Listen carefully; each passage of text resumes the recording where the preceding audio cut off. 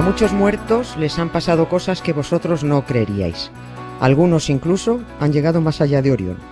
Te lo contamos en el nuevo Polvo Eres, el podcast exclusivo de Podimo, en el que comprobarás que algunas muertes enseñan mucho de la vida.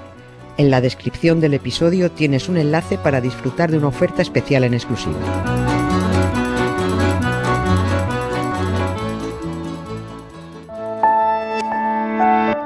Ser Podcast. Estás escuchando Acontece que no es poco, y yo soy Nieves con Costrina, la que te lo cuenta. Un podcast de historia para conocer, para entretenerse, para criticar, para cotillear y para lo que se tercie. Que disfrutes del episodio. ¿Tú sabes, Nieves, que en la paleta de colores hay un color que es el amarillo ser? Ah, no. Pues hoy has venido de amarillo ser. Para mimetizarme. Del color de los micros, sí, del color. ¿Es verdad, sí o no? Estoy mimetizando. Es amarillo ser. Bueno, esto de la historia, esto es como la vida. Hay que tomar decisiones cada 2x3, hay que elegir, que es el verbo que la otra noche desarrollaron en el Faro. Y cuando un día o una semana se acumulan acontecimientos muy potentes, pues hay que optar.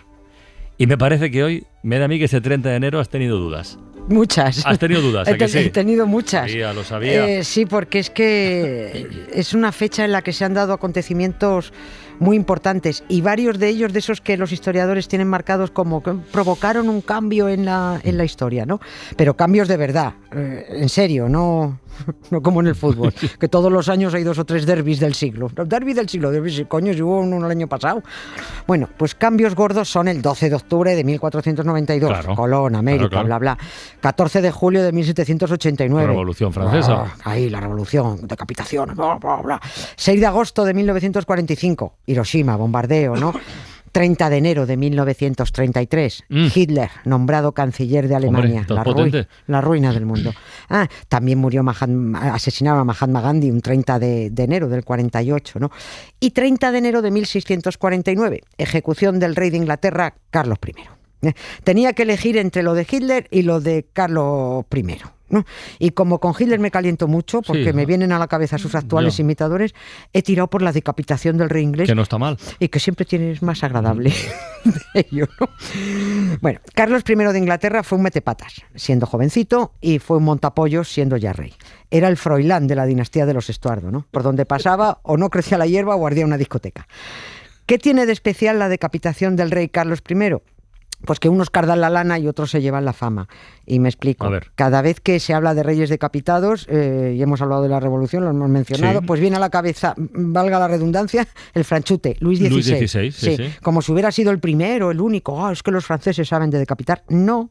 Y de hecho la decapitación de Luis XVI tuvo poco mérito porque fue como consecuencia de una revolución, con todo muy liado, tras un proceso judicial mal hecho, irregular, ojo, injusto, amañado, ¿no? Y con Carlos I no. Fue todo lo contrario. Con él todo fue fetén. Hombre, fetén.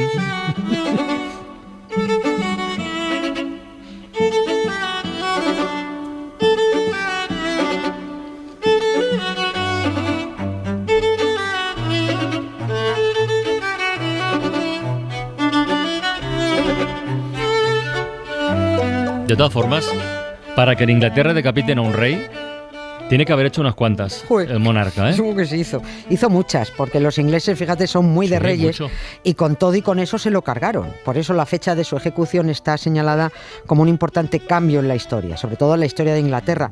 Pero es que las monarquías del resto de Europa tomaron nota y apretaron el culillo. No me extraña. Porque a Carlos I lo juzgó un tribunal que salió del propio Parlamento, durante un proceso formal, con eso me refería con lo de fetén. Es decir, por primera vez las casas reales europeas presenciaron con los ojos como platos cómo se deshacía ese principio indiscutible que decía que los reyes solo eran responsables de sus actos ante Dios. Pues no. Con la ejecución de Carlos I, Inglaterra le estaba diciendo a los siguientes reyes que se acabó escudarse en Dios, que también tenían que rendir cuentas al pueblo, ¿no?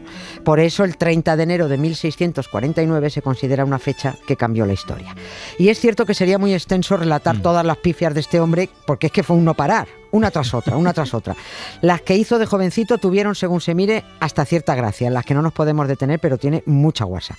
Pero las que hizo durante el reinado son tremendas. Hizo cosas que todavía tienen repercusión en la actualidad. Un protocolo que se hace anualmente en mayo, en la apertura del Parlamento.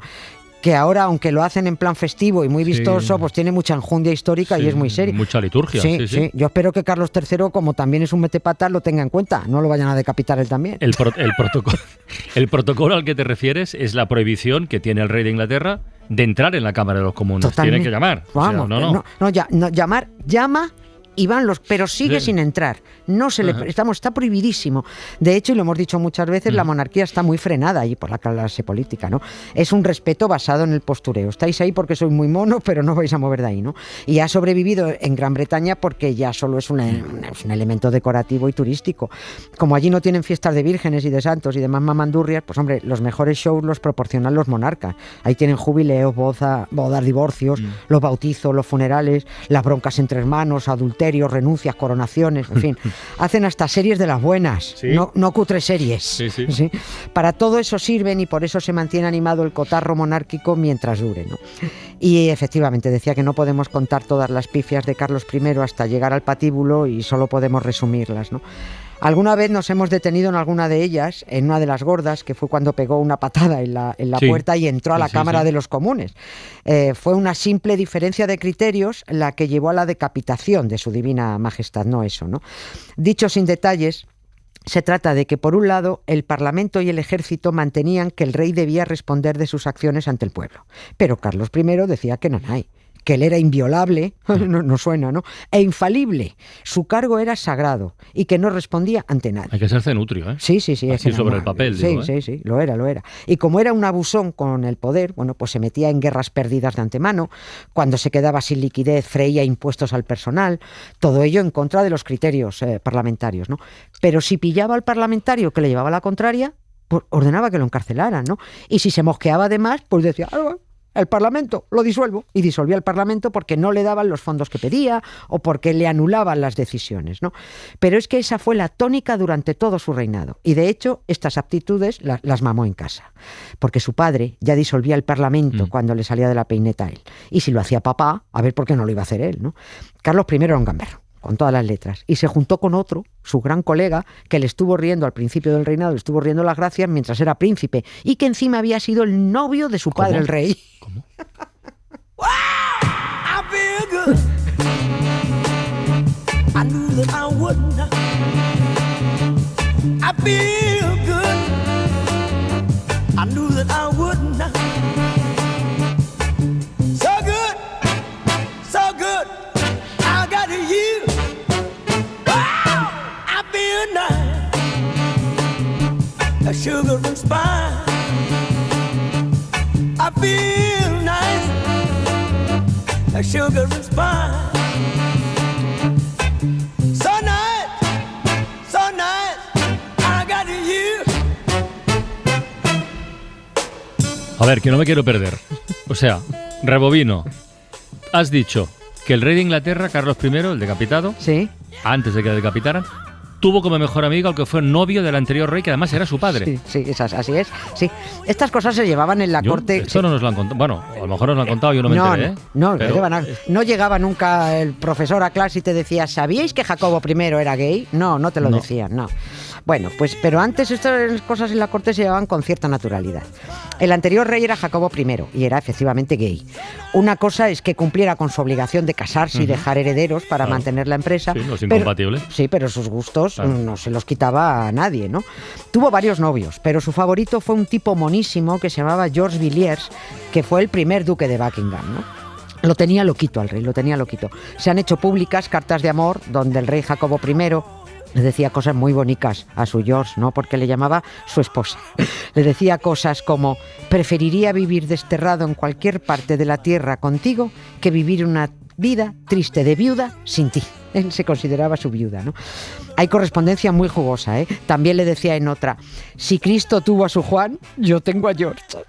Y el duque le correspondía, sobre todo porque ser favorito tenía muchísimas ventajas, ¿no? Y le escribía diciendo: amo tu persona y amo todas tus partes. Hombre. Y no dejan de descubrirse cosas, porque es que en el año 2008 hubo unos trabajos de restauración en el Palacio de Apethorpe, creo que se llama así, donde quedaban de vez en cuando y descubrieron un pasadizo que conectaba las dos habitaciones, la de George y la de Jacobo, ¿no? Pero estas cosas se sabían y además estaban disimuladamente aceptadas. Las normas, las prohibiciones, los mandamientos son siempre para los demás. Lo importante es que se lo crea el de abajo, porque con su credulidad se sustenta el de arriba. Claro. Para el que no existen normas, ni tiene nada prohibido, ni tiene por qué cumplir ningún mandamiento, ¿no? Si a un inglés bajuno lo pillaban con novio, pues lo acusaban de sodomita y lo encarcelaban porque era inmoral y era pecado, ¿no? Pero en la corte se pasaban los novios entre ellos y con muchísima alegría, ¿no? El caso es que cuando Jacobo I murió y comenzó el reinado de Carlos I, el duque de Buckingham iba en el paquete... ¿En el paquete de quedarse o de marcharse? En el paquete de quedarse, diciendo, bueno, como te has llevado tanto con Carlos I, pues vas con el paquete y ya te quedas, ¿no? Y además que Carlos I tenía muchísima confianza, porque desde jovencitos estuvieron juntos, ¿no? Pero Carlos I se pasó de vueltas, pretendió ya reinar sin límites y aquel 30 de enero, pues, caput.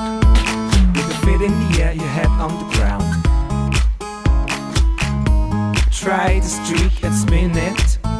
Yeah, the hair collapse, but there's nothing in it. Then you ask yourself, where is my mind? Where is my mind? Where is my mind? Where is my mind? Weigh it out in the water, say it's swimming.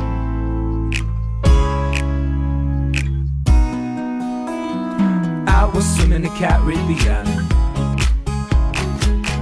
Animals were hiding behind the rocks. A ver, que hemos dicho muchas cosas, que se pasó de vueltas, que se consideraba infalible, que no tenía que rendir cuentas, bueno, ni ante Dios, no, ante Dios sí, pero no ante el Parlamento, ante el pueblo. Nada. Pero ya llegados a este punto, lo del amigacho ¿cuál fue exactamente la acusación que sirvió para que lo acabaran condenando a muerte? Sí. Tal día como hoy. Sí, alta traición. Alta traición, bueno, sí. Y ejercicio de poder tiránico, esto es muy bonito, ejercicio de poder tiránico, por haber provocado hasta 2 guerras civiles. Anda, que es esto no lo has contado. Claro, ¿Provocó 2 guerras civiles? 2 guerras, y dejó lista O sea, una tercera, montó tal pollo en el país que provocó 2 guerras Cuando has civiles. dicho que se metía en guerras, pensaba que eran guerras con Nada, algún enemigo es exterior. que hay tanto, es que cada capítulo, cada año en la vida de este hombre da para un acontece. No puede ser, ¿no? Es que si no se salía con la suya, este hombre polarizaba, o sea, mira. conseguía enfrentar a sus súbditos, ¿no? Y les decía a los escoceses, que él también era rey de Escocia, Claro. a ver, invadid Inglaterra, coño, que estás invadiendo tú, o sea, que estás enfrentando a tus 2 reinos, ¿no? Las acusaciones eran, y cito, tirano, traidor, asesino y enemigo público e implacable de la República de Inglaterra, No que está tampoco mal. lo he dicho, No está porque hartó tanto a los ingleses que Inglaterra se proclamó república, y esto ya es muy loco, ¿no? También creo que la acusación era un poco tonta porque, claro, si era rey, ¿cómo no iba a ser enemigo de la república? Es que si encima se declara republicano tendrían que haberle ejecutado por idiota. Pero bueno, lo malo es que se negó a declarar y a defenderse, ni reconoció el tribunal. El tribunal, claro. Sí, porque con un poquito que hubiera dado el brazo a torcer, podría haberse librado de la ejecución. No estaban por ejecutarlo, ¿no? Pero se puso demasiado chulo. Durante el juicio se oía de vez en cuando eso de Dios salve al rey, pero al rey no lo salvó ni Dios. Aquel 30 de enero de 1649 hacía un frío que pelaba en Londres. Como hoy aquí. Sí. Igual. Sí, 2 grados bajo cero. Y el rey pidió vestirse con 2 camisas para no tiritar. No fueran a pensar los espectadores que temblaba de miedo. Él era un machote. It's my mind. Weigh it out in the water. It's my swimming. Weigh it out in the water. Say it's swimming. Where is my mind? Carlos I era un machote y era más cosas, por lo que has contado, pero bueno, ahí lo dejamos. Hasta mañana, Nieves. Hasta mañana. Un beso. Para no perderte ningún episodio, síguenos en la aplicación o la web de la SER, Podium Podcast o tu plataforma de audio favorita.